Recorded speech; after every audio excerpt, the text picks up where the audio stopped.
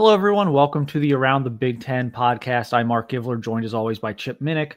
We are continuing our kind of look around the Big Ten, team by team, 3 burning questions heading into spring practice for all of the Big Ten programs. We've already released a bunch on the channel. If you are interested in watching some other content that maybe doesn't involve your favorite team, we have several up on the channel already at youtube.com/@SaturdayGlory, or you can download the Around the Big Ten podcast on any of your podcast platforms. So with that said, let's continue here. We got a big one on this episode for a lot of reasons, and it's Oregon. We're gonna be talking about the Ducks here. Such a tremendous regular season last year. The disappointing loss in the rematch to Ohio State in the playoffs. I think that's a good place to start. That was a really tough loss for Oregon. There's no doubt they had their sights set on a national championship, and that was very abruptly ended very early in that game after just, again, a tremendous season.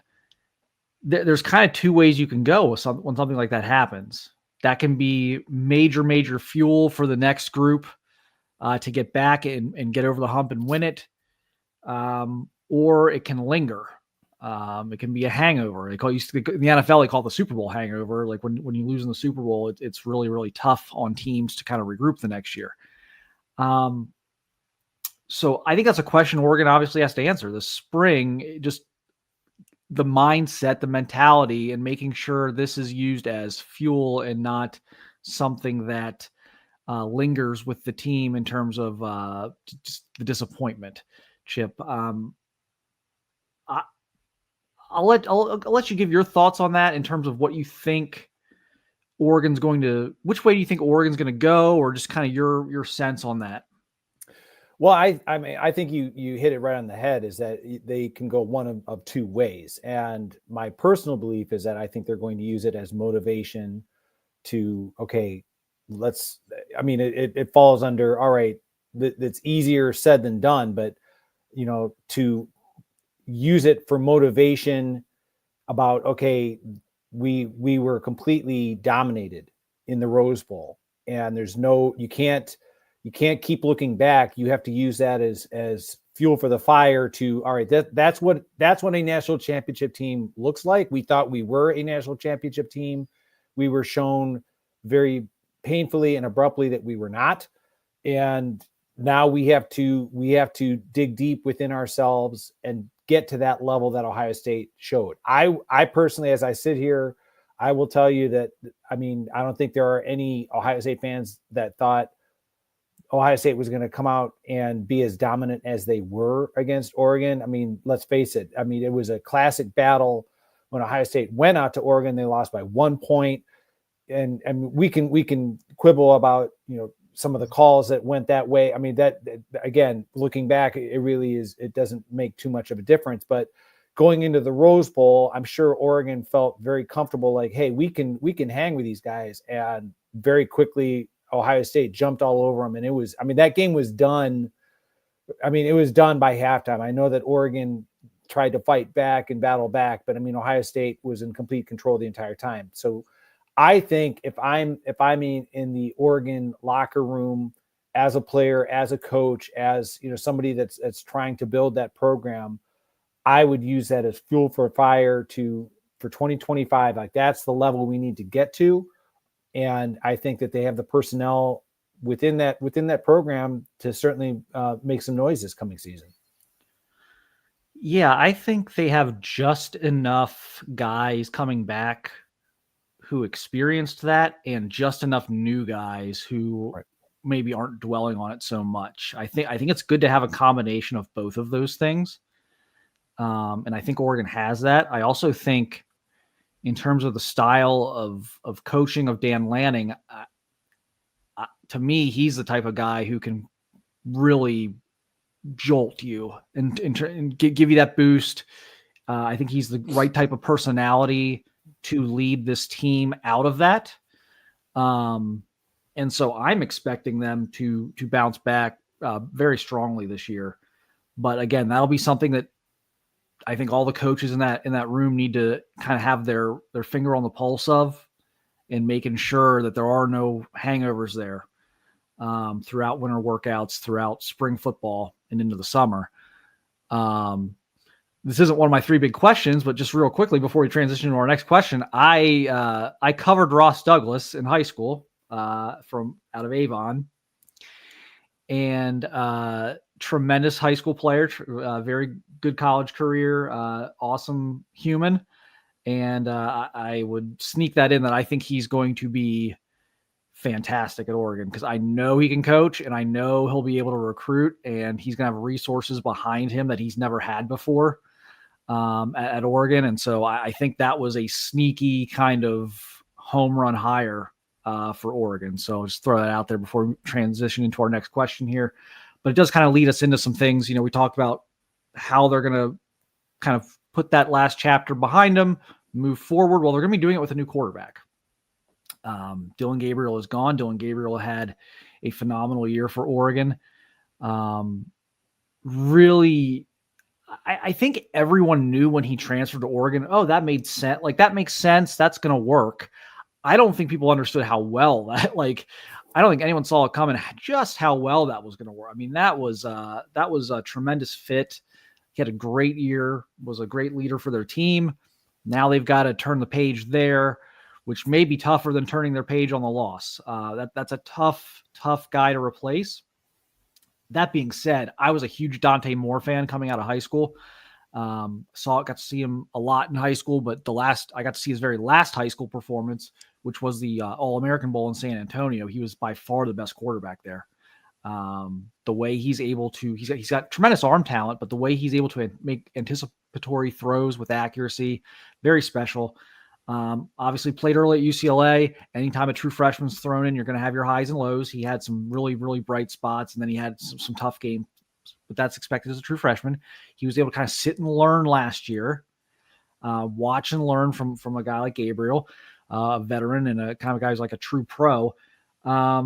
So that's going to be a big thing, right? This spring, it was like, where's Dante Moore at in his development? How ready is he?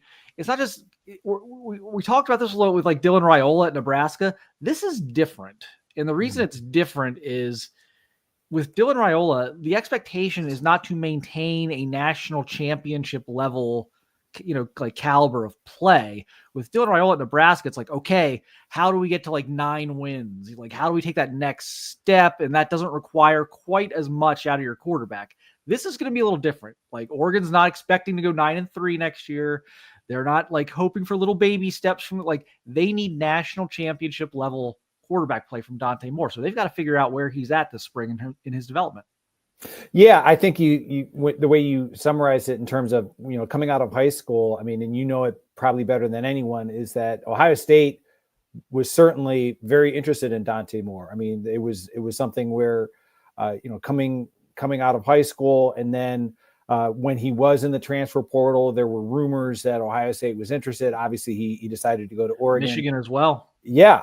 So I look at him with the challenge being that, all right, he's replacing a tremendously talented individual in Dillon Gabriel. The mistake would be, if I was Dante Moore, he's just, trying to be kind of like the armchair psychologist for Oregon, is trying to be Dillon Gabriel when he needs to be the best Dante Moore possible. And what I mean by that is, yeah, there were things that Dillon Gabriel, in terms of the style of play, his leadership, all of those things are very important. I think that Dante Moore has that within him to do similar things, but I think it would be a mistake to try to do the exact same things that Dillon Gabriel. I think he has to be himself, and I think it's incumbent upon the Oregon offensive coaching staff to look at, okay, well, what do we have here? What works well? What are some of the things that would be challenging for him, and try to avoid putting him in situations where,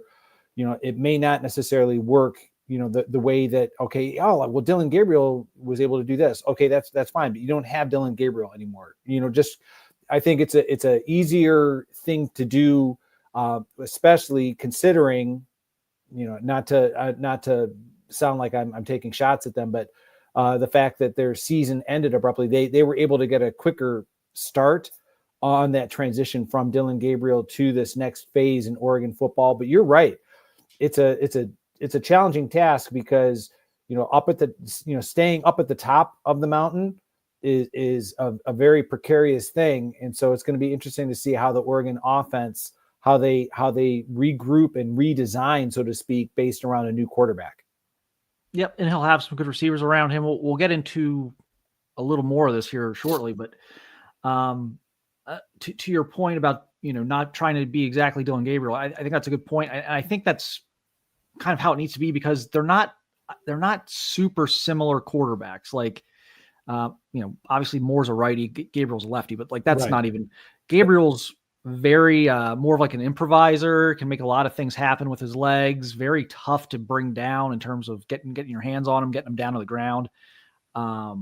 Moore is athletic, but he's more of a precision kind of just pick you apart, dissect you from the pocket type of quarterback with some athleticism, but they're a little bit different. So it'll be interesting to see kind of how they scheme that up versus what they did with Gabriel, who gave, I think, a little more improvisational ability there. But Moore's arm talent's as good as it gets. Again, I was so impressed with his ability to throw accurately with anticipation when I got to watch him. I watched him quite a bit at UCLA as well, and I thought for the most part, he played very well for a true freshman. I was not surrounded by nearly as much talent as he will be surrounded by here at Oregon. And now he's got two more, basically another year and a half or so of experience under his belt. So I have high, like, I wouldn't be lowering my expectations. If I was an Oregon fan, I who knows? I'm not going to sit here and say, well, there's not going to be any drop off or anything. There's going to be, I think there's going to be different things he's going to bring and different things maybe Gabriel had that maybe he's not going to do quite as well. But the potential is there to get elite quarterback play. And so that's going to be their thing this spring, is like, how good do we feel about that? And we'll see. My instinct is that they're going to leave spring feeling very good about it, but we'll see how that goes. That's going to be an important part of their spring, routine. The last thing here we want to talk about with Oregon, look, they crushed the transfer portal. We did our, top 5 transfer portal teams in the Big Ten. I believe you had them second. Yeah. I had them 1. So we both agree they did a tremendous job in the transfer portal. By the way, you can check that out at our YouTube channel. If you go down, and again, we just did the top 5. If you go to the Around the Big Ten podcast playlist, it's down there a few spots. We did our top 5 Big Ten teams in the transfer portal. But with all teams, and this is like a kind of a stock question for every team. We could do this for every single team in today's landscape, but I feel like it's extra important with Oregon because, again, what the aspirations are, what the goals are this year, it's not going into a bowl game or getting, going from 6 wins to 8 wins or anything like that. Like, it's to maintain a national championship level of play. And, how quickly can they piece this together? They had some key losses up front on both sides of the ball. They're plugging in some new guys. They have some very talented guys coming back. So it's not like the cupboard was bare, but they're plugging in a lot of new guys on the offensive line. They're going to have to plug in some new guys on the defensive line. They're going to have to plug in a new running back, right? Mekhi Hughes comes in. That's a big pickup for them, replacing Jordan James. But these are just a lot of big pieces that you're trying to integrate. They're going to be big, you're bringing them in to be a big part of your team, and you're losing some key guys. Like, how quickly do they integrate these guys? Yeah, it sounds so cliche, but developing cohesiveness and chemistry is one of these things where, like, how difficult can it be? Sometimes it can be more challenging for people on the outside looking in, thinking like, okay, well, I don't see, these are talented guys. Why wouldn't it be, why wouldn't they all just assimilate? Well, again, they're coming from a multitude of different programs, different backgrounds. And who's to say that, like, everybody, I don't mean to sound like I'm trying to steal from Minnesota's PJ Fleck, but everyone rowing the boat in the same direction is kind of, and I say that, it's like the aspirations and goals of every individual have to be aligned with the program. And that's where yeah, maybe the idea of more playing time or other motives, they could be completely in conflict with other people within the program, and you can sometimes develop real cancerous type behavior within a program if you're not on top of it. So I think for Dan Lanning, yeah, he did a tremendous job within the transfer portal, and that's kind of, without being a part of the Oregon football program, not knowing exactly how it's going, but making sure that these guys are starting to kind of buy into the Oregon mindset of, okay, this is how we do it, and this is why we do it that way, and that friendships and fellowship is being developed among these new guys within the program. Like you said, Mark, the fact that there were guys that were a part of the program last year, there are a bunch of newcomers coming in, as well as talented freshmen, and as well as the transfer portal, that all these guys get it, that they understand, and that they all are motivated by the same common goal. Because you would hate to see on paper that everything looks great, but sometimes from within things can fall apart, and you're kind of wondering, kind of scratching your head, how did that happen? Right. And like, this will be, if you watch me talk about Ohio State, this will be a similar kind of line of thinking that I have with Ryan Day. A lot of Ohio State fans were like, oh, what are they going to do with all these coaching changes? And I kind of said, like, yes, concerning. Anytime you're turning over your coordinators, you're turning over 3 or 4 position coaches, concerning, yes. But the glass half full would be, if there's a strength of Ryan Day's, I think it's been his assistant coaching hires. He's done a very good job with that. I will transport that to this conversation, which is, Dan Lanning's done a really good job in the transfer portal.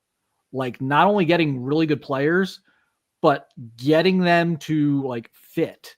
Bo Nix, Dylan Gabriel, Evan Stewart. Like, we can go down the line here. Jordan Birch, we can go down the line here. Dan Lanning, one of his strengths has been taking guys, talented players from the portal, and integrating them without any major issues into his program. So while we just made a big deal about how concerning this could be, if you're an Oregon fan, you have to give him the benefit of the doubt here, because that's what he's shown he can do. If there's anything he's shown he can do, it's actually this. This has been absolutely one of the strengths of Dan Lanning's tenure. So I think he's going to do a great job again with this. I think he's done a great job in the past. And then you get an influx of talent. Like, they're bringing in some guys. So I'm not going to go nuts on like Douglas Utu yet, because I think that's a little probably too early. I'm not a big play true freshman on the offensive line guy, but like, that's a big name guy that I think could help them in the 2D pretty early. But like, DeCorian Moore's a stud. DeCorian Moore is going to do things very, very differently than Jeremiah Smith did them. They're much different players, but DeCorian Moore is going to have an immediate impact on Oregon's roster. Like, he's going to play. He's probably going to start, and he's going to put up some numbers. So they've got, I think, the right mix if they can all just kind of mesh. But I'm expecting big things from them. And I think it's a concern for every coach in college football. If you ask any coach in college football, it's like, okay, like, yeah, we like the guys we got in the portal. We wouldn't have taken them out of the portal, especially in a program like Oregon, a high-level program. We wouldn't have taken these guys out of the portal if we didn't think that it was going to work. But you never know until you know. And so, again, I have pretty high level confidence that this is one area that Dan Lanning does very well in. And so that gives me that extra kind of confidence that they will integrate these guys. But, Chip, just kind of final thoughts here as we kind of close in on 20 minutes. We want to do about 15 minutes a team. Are these just kind of first world problems here? Are these like, it feels like we've done some of these other ones and it's like, oh boy, these are real like problems. Like, these feel a little bit more like first world problems. They are. That's a really good way of putting it, because even before everything happened against Ohio State in the Rose Bowl, I mean, my thought was, and I realized we're going to talk about Oregon after the spring and kind of analyze their schedule. I thought, okay, Oregon, they're going to be completely fine for 2025, and they should be, if not the favorite, one of the favorites to win the Big Ten in 2025, because the talent's there, the coaching is there, the schedule, like I said, we'll talk about in greater detail down the road. But I mean, everything lines up really well for Oregon to kind of, if they can let go of and learn from the painful lesson of the Rose Bowl loss, they should be sitting very well in 2025. Agreed. Would be shocked, quite frankly, if they're not a playoff team. Yes. And think they'll be right in the thick of it again. That's our time for this one. Please, if you enjoyed this, please subscribe to the channel, or at least give us a thumbs up. It helps other college football fans find this type of content. We're enjoying doing these capsules, kind of doing little pre-spring deep dives. And again, we'll go back after the spring and maybe take a look back and see if some things have been answered. And obviously we'll do some schedule analysis and things like that, some predictions moving forward once rosters and depth charts are a little bit more clear. But yep, appreciate everyone watching and listening, and we'll be right back here with another one very soon.